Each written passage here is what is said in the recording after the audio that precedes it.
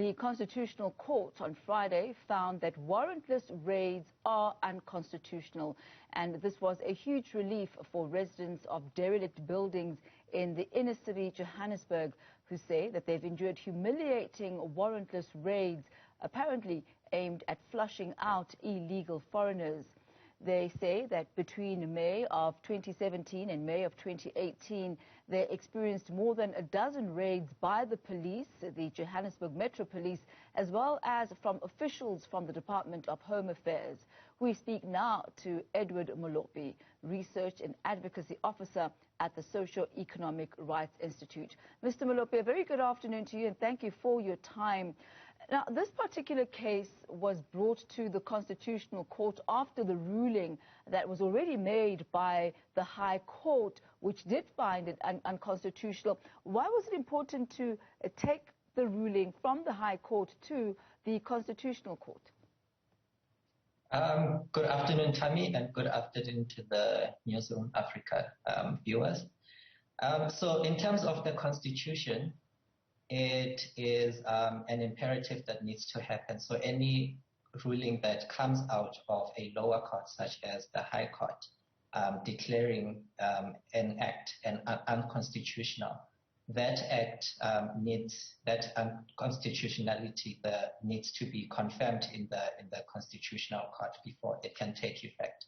So before, after the High Court ruling, it needs to go back to the Constitutional Court to confirm that indeed what the High Court found is indeed so, that portion or that act is unconstitutional. This is then a double affirmation from both the High Court and the Constitutional Court that it is unconstitutional for police officers and legal representatives to raid the homes of people without having and presenting a warrant. What does this ruling mean specifically for the residents of inner city Johannesburg who have found themselves at the receiving end of this? Yeah, it is, as you say, a double affirmation by the High Court and now the Constitutional Court that what the officials were doing in conducting these raids, that they in effect were in contradiction and also fighting against the rights to dignity and privacy of the inner city residents.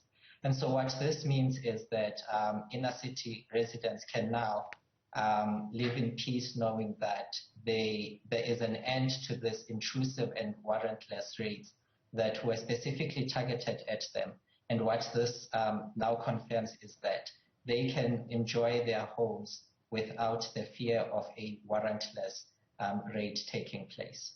Under what circumstances can police raid one's residence? What will enable them to attain a warrant? So the Criminal Procedure Act that outlines some of the details that needs to go into convincing a court that there is a need to go and search someone's place of residence or a person and all of those. So what they did here with Section 13.7 of the SAPS Act was to circumvent all these necessary procedures that they need to go and convince a court that it is necessary to infringe on these rights that people have to restore public order or to circumvent or to bring a reduction to a crime or to attack certain criminal elements. So what they were doing here was to circumvent all of those rigorous procedures that are needed in order to effect warrantless raids on people's homes. Yourselves as the Institute, you wanted the entire Section 13.7 annihilated, but this was not the result that you got. It is divided into three parts, A, B, and C. You seem to have been successful in the C aspect of it. Tell us about the differences of that various clause and what it actually means. So what Section 13.7A and B effectively mean is that what they do is that they give power to the police commissioner, for example, to cordon off an area for the purposes of perhaps maybe restoring public order. And then Section 13(7)(c), what then says is that after that has been granted, what that cordoning off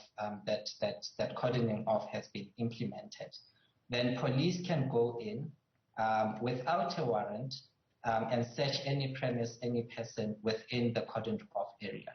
And so what we were seeking here was to say that that even that cordoning off of the whole area should be done in such a way that it is compliant with the rights to dignity and privacy. So the Constitutional Court felt that A and B could stand, that they were constitutionally compliant, but that C was the problem in that it allowed for the warrantless raids, but that police can still cordon off an area, but then the warrant would then still be needed after that. How is this likely to change how the inner city is governed? So it means that it brings about a rule of law in the inner city, because I think what the courts have found was that there was a blatant disregard of the rule of law in conducting these raids. So it brings about the rule of law that we hear officials speak about and politicians speak so much about, but do the opposite on the other end. What then this seeks to do is that to ensure that there is rule of law in how the inner city is governed and how people are treated. What it does is that it restores people's rights to dignity, people's rights to privacy. And so going forward, we should see the state being more compliant and more respecting of people's rights to dignity and privacy. So now it has been ruled as unconstitutional. What is the next step that needs to happen to ensure that this is actually enforceable and that the amendments that need to be made are, in fact, put into effect? So the Constitutional Court, what it did in issuing out this particular judgment was that it also gave in a reading in of the Act. So it provided a way in which it can be constitutionally compliant. So ordinarily what would happen is that legislature would then have, Parliament would have to then sit and revise the law to make it such that it is constitutionally compliant. The court has gone some way to assist them in doing that.